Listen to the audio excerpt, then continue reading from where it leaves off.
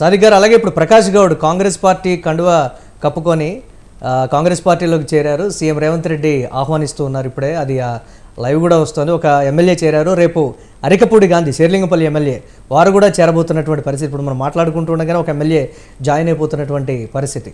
చాలా సాధారణంగా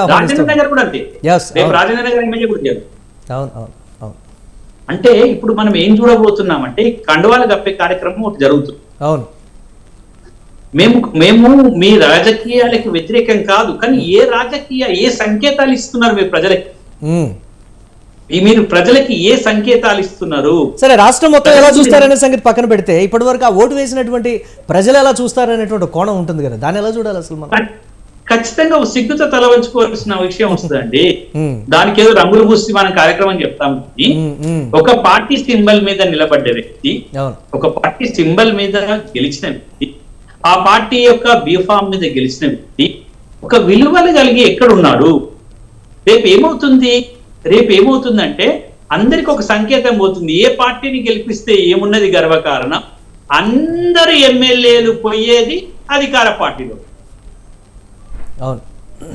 ఎంత విచిత్రమైనటువంటి ఒక సంకేతాన్ని ఇస్తున్నా, ఎంత నీచమైనటువంటి రాజకీయ సంస్కృతికి మనం అధ్యస్తున్నాం, ఎంత దిగజారిపోయేటువంటి రాజకీయ సంస్కృతి అని మేము అంటాం. ఎందుకంటామంటే ఒక విలువలు లేకుండా ఓటుకు విలువ ఉంటుంది, ఆ ఓటు విలువలు మీరు మార్చలేరు అని మనం ఖచ్చితంగా చెప్పగలుగుతామా?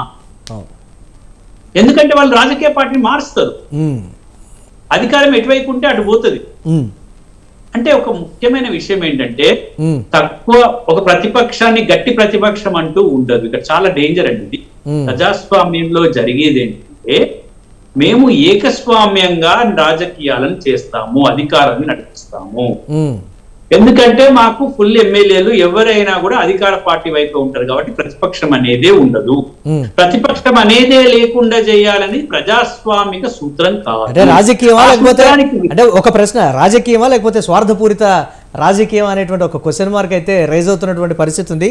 చూద్దాం దాన్ని. నిజంగా ప్రజలు ఆ నియోజకవర్గంలో ఒక సింబల్ మీద వెళ్ళి ఓటు అడిగి తర్వాత ఇమ్మీడియట్గా కండువ కప్పుకునేటప్పటికీ ప్రజలు అంటే వాళ్ళ భావన నిజంగా మనల్ని పిచ్చివాళ్ళని చేశారా, లేకపోతే వాళ్ళ ప్రయోజనం వాళ్ళు చూసుకున్నారా, లేకపోతే ప్రజలకు ఒక క్లారిటీ ఇచ్చి పార్టీ మారితే బాగుండేది అనేటువంటి ఒక స్పందన కూడా వ్యక్తమవుతున్నటువంటి పరిస్థితి. ఆ స్థాయిలో ఇప్పటి వరకు కూడా ఏ ఎమ్మెల్యే కూడా చేయనటువంటి పరిస్థితి. నియోజకవర్గంలో ఏదైతే ఎన్నికల ప్రచారం చేశారో అదేవిధంగా ప్రచారం చేసుకుంటే నేను మీ ప్రయోజనాల కోసమే పార్టీ మారుతున్నాను అని ఎక్కడా కూడా ఒక కాన్ఫిడెంట్ ప్రకటన చేయకుండా పార్టీ మారినటువంటి ఎమ్మెల్యేలే తప్ప మీరు చెప్పినట్టుగా ఆ స్థాయిలో పారదర్శకంగా రాజకీయాలు చేసేటువంటి రాజకీయ నేతలు అయితే లేనటువంటి పరిస్థితి.